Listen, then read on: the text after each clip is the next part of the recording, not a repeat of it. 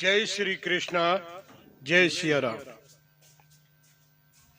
श्री वशिष्ठ जी कहते हैं, हे राम, अज्ञानी पुरुषों का मन ही संसार रूपी भ्रम का कारण है। भगवान तो संपूर्ण शक्तियों से परिपूर्ण है। ऐसी किसी वस्तु की सत्ता ही नहीं है जो सर्वव्यापी परमात्मा में न हो। प्राणियों के शरीर में ब्रह्म की चेतन शक्ति, वायु में स्पंद शक्ति, प्रस्तर में जड़ शक्ति, जल में द्रव शक्ति, अग्नि में तेज शक्ति, आकाश में शून्य शक्ति और जगत की स्थिति में उनकी भाव सत्ता शक्ति विद्यमान है। जैसे वृक्ष के बीज में फूल, फल, लता, पत्र, शाखा, प्रशाखा, जड़ सहित वृक्ष व्यक्त रूप से विद्यमान रहता है, उसी प्रकार ब्रह्म में यह संपूर्ण जगत स्थित है। वही ब्रह्म जब किंचित मनन शक्ति को धारण करता है तब वह मन कहलाता है। ये जो मन का रूप प्रकट हुआ है वह ब्रह्म की शक्ति ही है। बंधन और मोक्ष आदि का कोई समूह ज्ञानियों को नहीं होता, यह तो अज्ञानी को ही होते हैं। स्वर्ग, पृथ्वी, वायु, आकाश, पर्वत, नदियां, दिशाएं, ये सब मन के संकल्प से ही विकसित हुए हैं। मन ही संपूर्ण जगत का शरीर है। वासना ही अविद्या है। ज्ञान के बिना इसका अंत होना बड़ा ही कठिन है। यह केवल दुख देने के लिए ही बढ़ती हैं। मन का नाश ही परम पुरुषार्थ की प्राप्ति है और वही समस्त दुखों के समूल का नाश का उपाय है। यह जगत चित्त रूप है। जैसे सागर से उसकी बड़ी बड़ी लहरें उठती हैं, उसी प्रकार परम ब्रह्म परमात्मा से चित्त रूपी तरंगों का उत्थान हुआ है। यही अपने संकल्प से विशालता को प्राप्त होकर चारों ओर इस भवन का विस्तार करता है। जिस प्रकार सोने के पारखी को बाजूबंद, कड़ा आदि दिखाई देकर मात्र सोना ही दिखाई देता है, उसी प्रकार ज्ञानी को विविध पदार्थ न दिखाई देकर सर्वत्र चित्त ही दिखाई देता है। यह मन ही तो मानव है। इसका स्थूल देह नहीं, जड़ है, किंतु इसके भीतर रहने वाले मन को न जड़ माना जाता है न अजड़। यह सारा जगत एकमात्र मन ही है। जिसका मन मोह को प्राप्त होता है वही मूढ़ कहलाता है।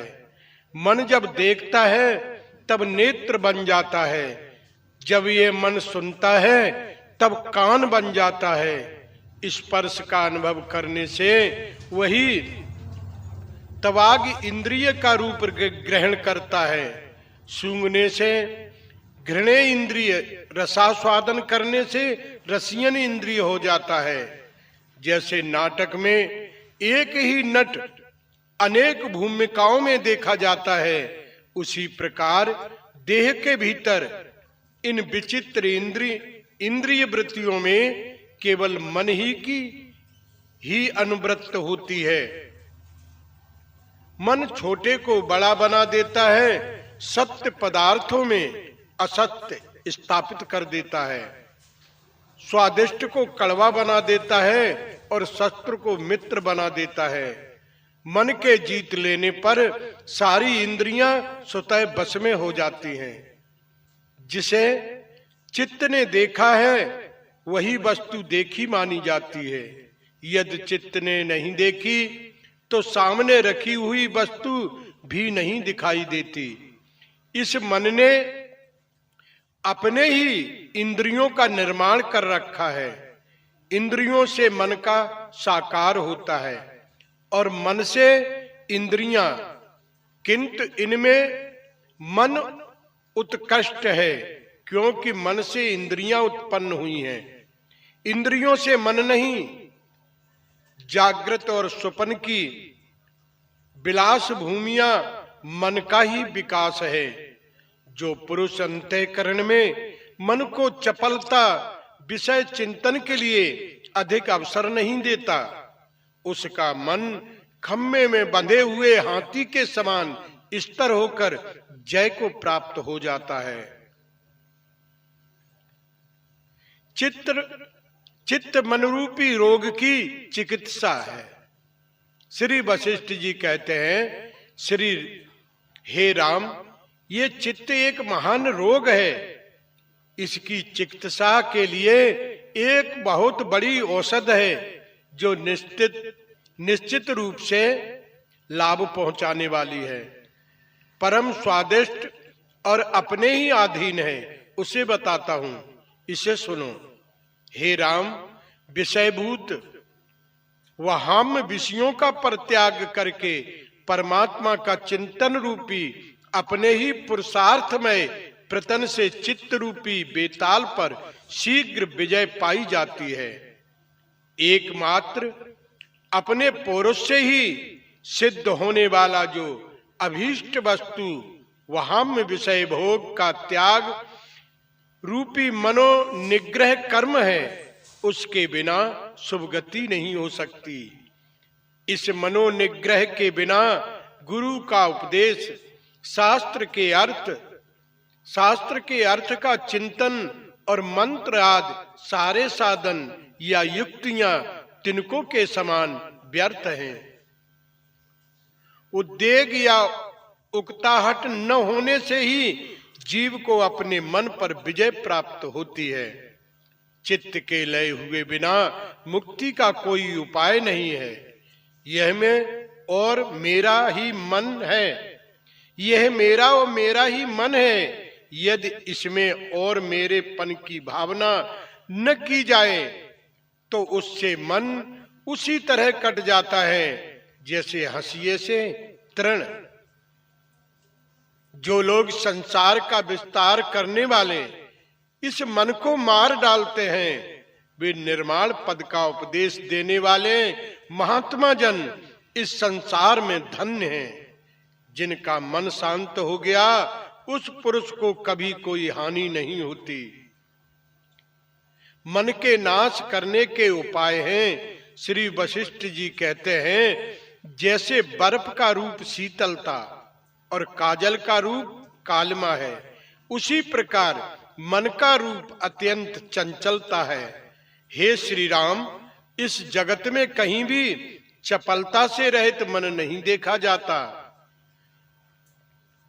जैसे उष्णता अग्नि का धर्म है, वैसे ही चंचलता मन का। चेतन तत्व में जो ये चंचल क्रिया शक्ति विद्यमान है, उसी को तुम मानसी शक्ति समझो। स्पंदन के बिना कृत का अस्तित्व ही नहीं है। जो मन चंचलता से रहित है, वही मरा हुआ कहलाता है, वही तप है और वही मोक्ष कहलाता है।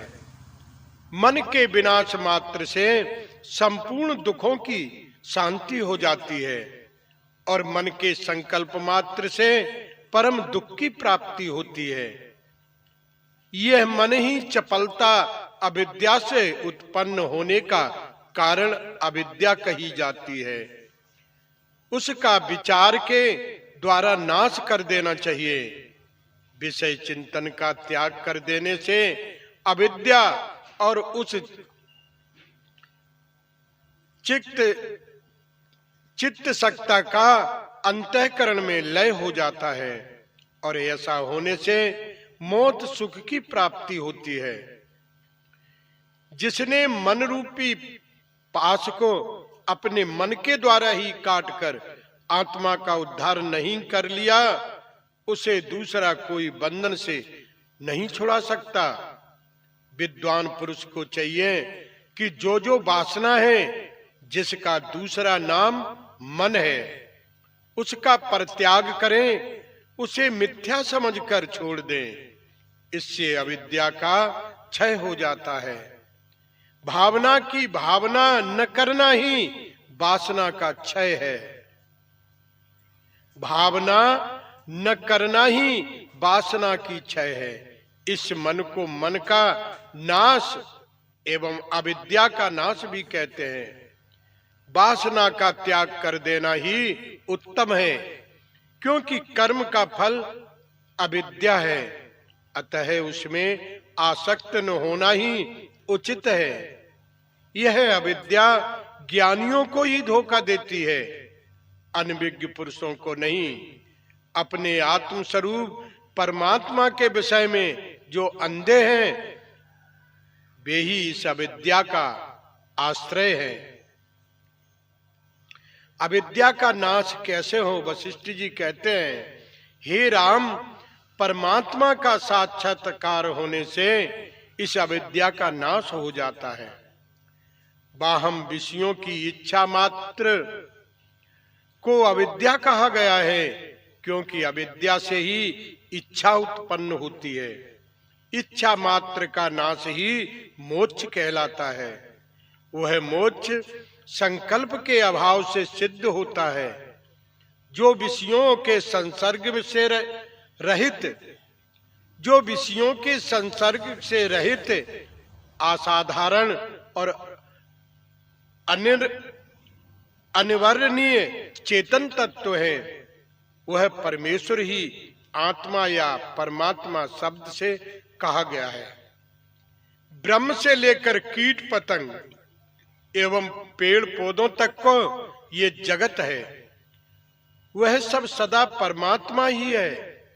महान मोह ज्ञान ही जरा और मरण आदि का कारण है।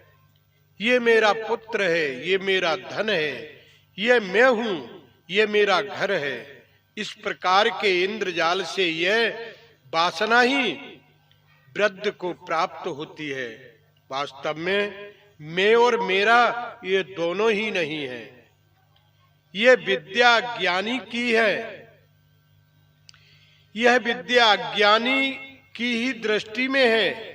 ज्ञानी की दृष्टि में सब भ्रम ही है। जो सत्य है उस ब्रह्म को तो लोग भूल गए हैं, और जो असत्य अविद्या नामक वस्तु है उसी का निरंतर निश्चित रूप से निरंतर स्मरण हो रहा है।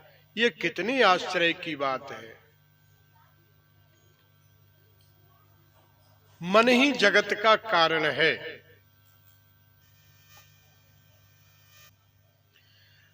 मन ही जगत का कारण है। महर्षि वशिष्ठ जी कहते हैं, हे श्री राम, ये मन ही कर्म रूपी वृक्ष का अंकुर है। उस मन के नष्ट हो जाने पर कर्म रूपी शरीर वाला संसार वृक्ष भी नष्ट हो जाता है। सब कुछ मन ही है। इस मन की चिकित्सा हो जाने पर जग जंजाल रूपी सारी व्याधियों की चिकित्सा हो जाती है। ये मन ही सब देहाकार का मन करता है, तब लोक में कर्म करने में समर्थ देह उत्पन्न होती है। भला कहीं मन से भिन्न भी देह देखी जाती है। विषयों की चिंतन से वृद्ध गत हुए मन में ये सारा जगत स्थित होता है। मन ही जगत है तथा संपूर्ण जगत ही मन है। ये दोनों एक साथ रहते हैं। हे रघुनंदन, समस्त कामनाओं की शांति हो जाने पर विशुद्ध चित्त पुरुष की जो स्थित है उसी को सत्य आत्म तत्व कहा गया है, और उसी को निर्मल चेतन कहते हैं। निर्मल सत्य स्वरूप मन जिस वस्तु के विषय में जैसी भावना करता है वह वस्तु तत्काल वैसी ही हो जाती है। चित्त की सत्ता ही जगत और जगत की सत्ता ही चित्त है। एक के अभाव से दोनों का अभाव हो जाता है। जो संकल्पों से आक्रांत नहीं है ऐसे चित्त से ज्ञान का उदय होता है। वासना से रहित होना ही चित्त शुद्धि है। जगत के ज्ञान से शून्य और एक ब्रह्माकार होना ही उसका वासना से रहित होना है। चित्त की शुद्धि होने से पुरुष शीघ्र ही ज्ञान संपन्न हो जाता है। चित्त का चिन्मय परमात्मा स्वरूप में लय हो जाना ही उसकी वास्तविक शुद्धि है। पुरुष परमात्मा को प्राप्त हो जाता है। और हे रघुनंदन, एक व्यक्ति के हृदय में विद्यमान जो मनोराज्य है, उसे देखने या भोगने में दूसरे व्यक्ति का मन सफल नहीं होता। उस मन के भेद से ही जीवों के भी भेद होते हैं। जैसे भिन्न भिन्न मन है, उसी तरह भिन्न भिन्न जीव भी है। जब इंद्रिय मन पर विजय प्राप्त कर लेती है, तब उसका विवेक सफल होता है। जैसा स्पर्श से ही वायु की सत्ता का भान होता है, कथन मात्र से नहीं, उसी प्रकार भोगों की इच्छा समाप्त होने पर ही पुरुष का विवेक जागृत होता है। चित्र लिखित अमृत अमृत नहीं है, चित्र लिखित अग्नि अग्नि नहीं है, चित्र लिखित नारी नारी नहीं है। उसी प्रकार कथन मात्र विवेक विवेक नहीं है। विवेक से पहले राग देश का समूल नाश हो जाए, विषय भोगों की इच्छाएं छीड़ हो जाएं। जिस पुरुष का विवेक जागृत होता है, वही परम पवित्र है।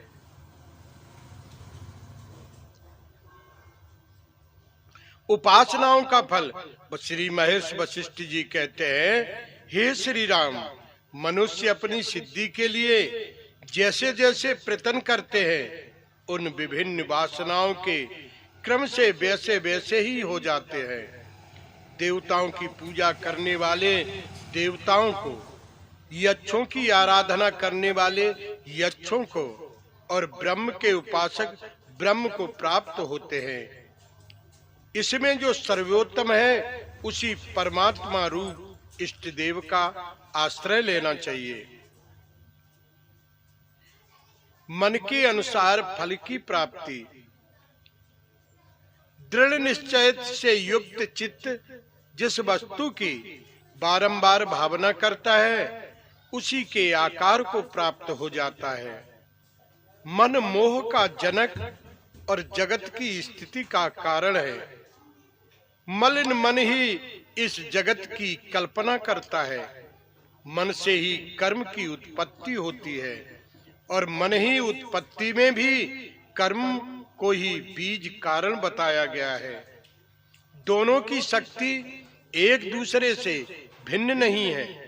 जैसे अंधा आदमी सूर्य को नहीं देख पाता, वैसे ही अविद्या के कारण लोग कल्याण को प्राप्त नहीं हो पाते। जीव को अपनी कल्पना से ही भाव अभाव, शुभ और अशुभ फल क्षण भर में उत्पन्न हो जाते हैं और क्षण भर में मिट जाते हैं। समस्त पदार्थ समूह भाव के अनुसार ही फल देने वाले हैं। हे रघुनंदन, ब्रह्म ही सत्य है, ऐसा मन में निश्चय करके तुम अपनी बुद्धि के द्वारा उसका अपने आप में ही अनुभव करो। मैं ही वह परम ब्रह्म परमात्मा हूँ, ऐसा अनुभव करो। बोध से आत्म तत्व की प्राप्ति।